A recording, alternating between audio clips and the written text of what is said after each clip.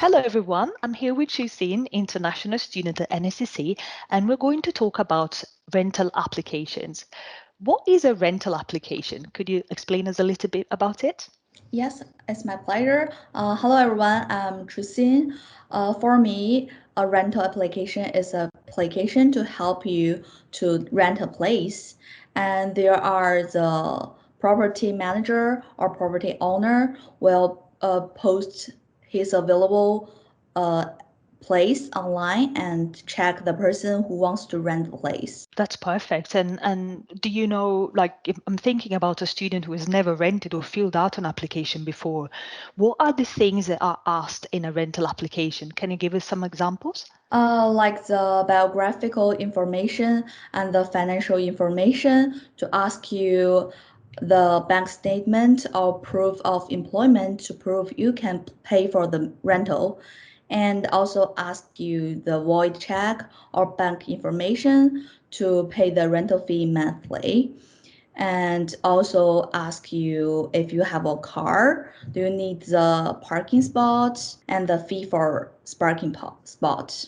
If you have the cats or pets, you need also ask, is that available to have a pet in the building, and do you need to pay the deposit for your cats, and maybe need to provide the reference of your last landlords to prove your cat have a good behavior before. By the way, I have a question because Yes. I saw the SIN number I need to provide on an application, but I'm not sure is that available.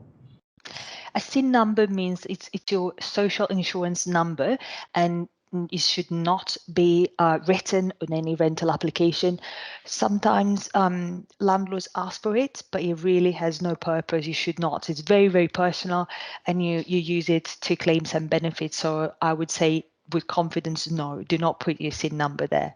I have a question for you, if you can help me. I think a lot of students sometimes pay more months than, or more rent than the first month and the half month deposit, or sometimes they pay key money or rental fees. Has it ever happened to you? Do you think, what's your advice there?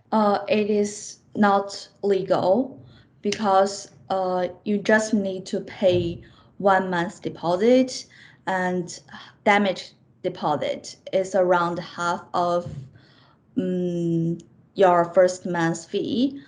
If you are going through this thing, you need to ask help because it is not legal. It's perfect, exactly. So it's 1 month and half a month, and that goes for your deposit, and no key money or application fees. That's all No. illegal as well. So, and it's important that if you are in doubt, that you reach out to someone, that you ask.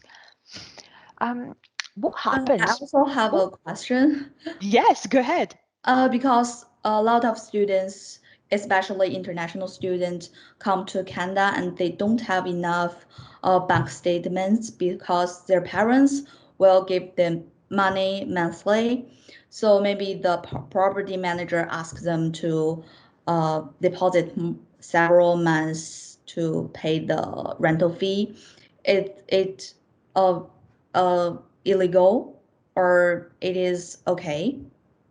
um, what they could do is that they could include the parents on the application as the guarantor. So a guarantor is a person that guarantees for you that you will be able to pay for rent. But it's really illegal. You can't pay too many months in advance. You need them. You can prove to your landlord or to landlady that you can pay rent, but you should not be asked to stretch so much money forward. And if that happens to you, there's actually a form that you can use to claim your money back. But just not even go there, don't venture there.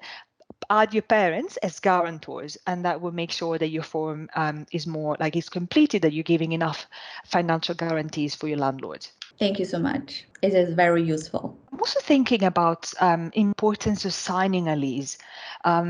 When I moved to Canada, I didn't know what a lease was. I didn't always sign it, but it is very important the students sign a lease.